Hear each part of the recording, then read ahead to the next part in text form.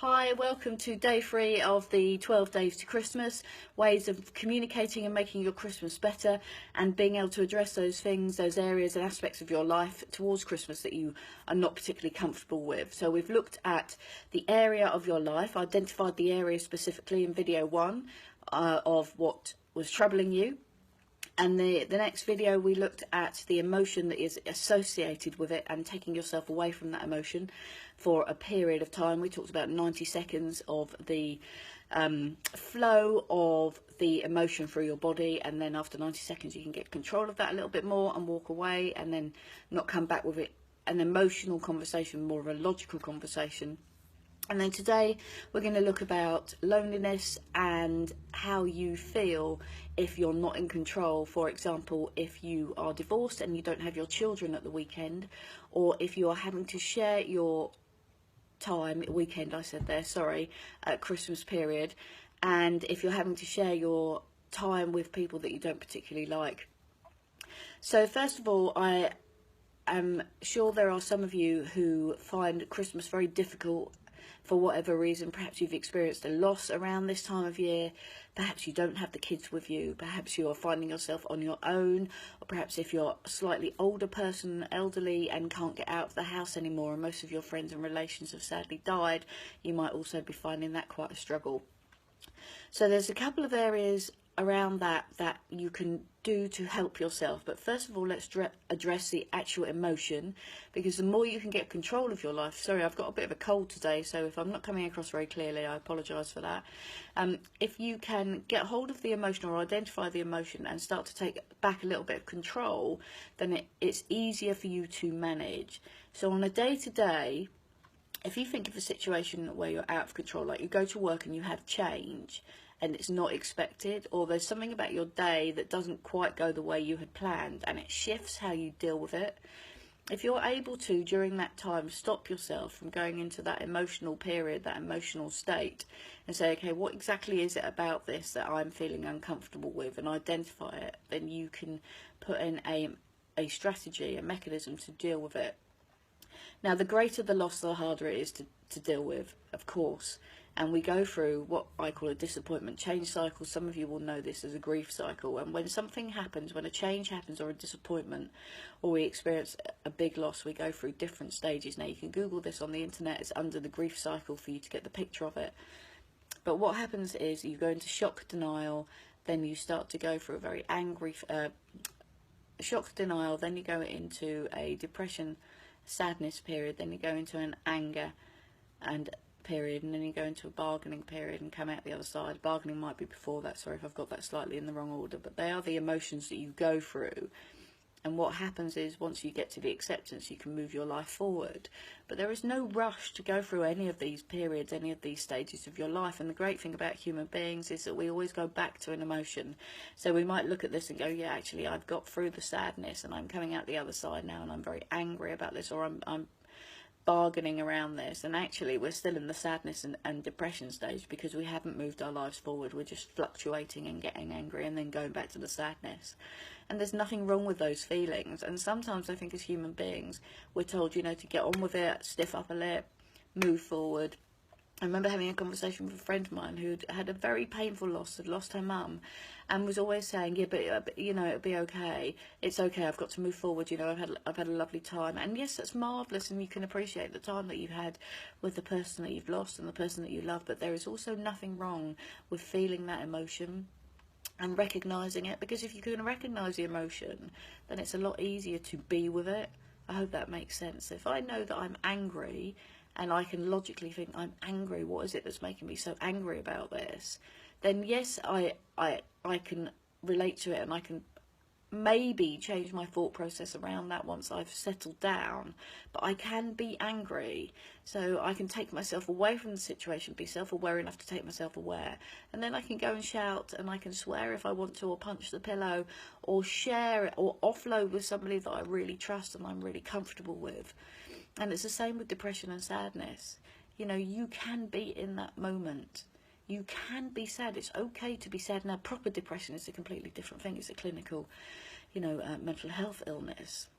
But sadness and that feeling flat and struggling to get out of bed to start your day because you've experienced a big loss, that's okay. And so don't be afraid to be in the emotion, and don't be afraid to feel that emotion and for it to be as you move forward. You know, they say time is a great healer. Once you're in the space, you never think you're going to get over it because it hurts like mad. And some people don't ever get over it, sadly. And some people go on to do other things because of the pain. But if you can recognise the pain and what's triggering it, sometimes you can then deal with the emotion much better and move your life forward one step at a time. There's something with such a rush to go, well, I should be feeling okay now. I should be okay. I should be okay to go to work. I shouldn't cry whenever I talk about the person that I've loved. But it's okay to do that. The other thing is if you are in a relationship where you are not having the children for Christmas. So I'm a step parent, I can relate to this. I see my partner and the pain it causes, and also I feel the same sort of pain and frustration when I can't have the 11-year-old in my life that I love dearly around at Christmas, because Christmas is a very special time for children. And so we have to find ways of dealing with that, whether we create a Christmas beforehand or just after, and how and when we will see her and spend the best time with her.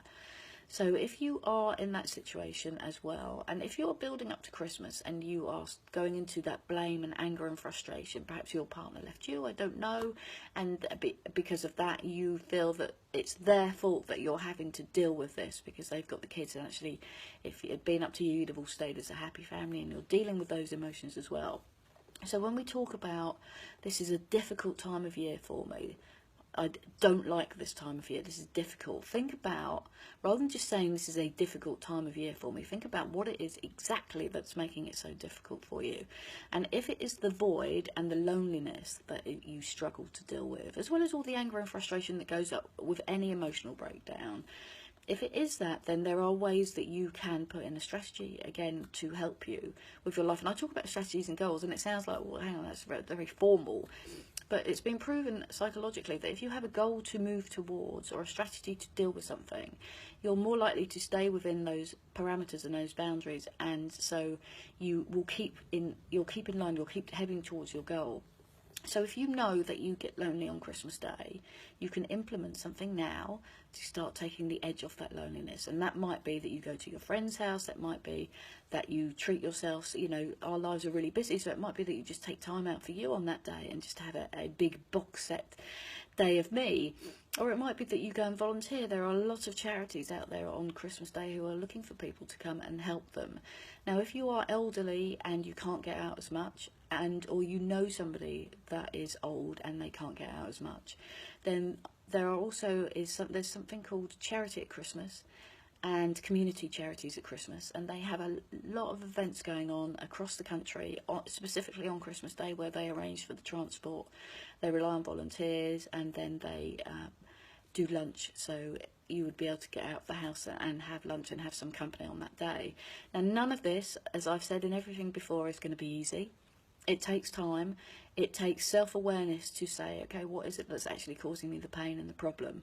And if you haven't dealt with a loss, then perhaps that might be an area that you want to address, and you want to sit down and get some help and some counselling around that. Still, in this country, we're not great at saying, hey, you know what, I really need a hand here. I'm on burnout. I'm suffering from depression. I've got PTSD. Or, you know, I'm not dealing very well with the loss of the person from however many years ago, or if it's recent. There is help out there for you to get as well, so don't be afraid to step into that unknown and get the help. And don't always think, you know, I have to do this on my own, because you don't. There are plenty of people out there that will help you to take those steps forward and help you to gain the control back, because it's often the control that drives us, and the lack of the control that causes the fear, and then the fear that causes the emotions, because we don't know what to do.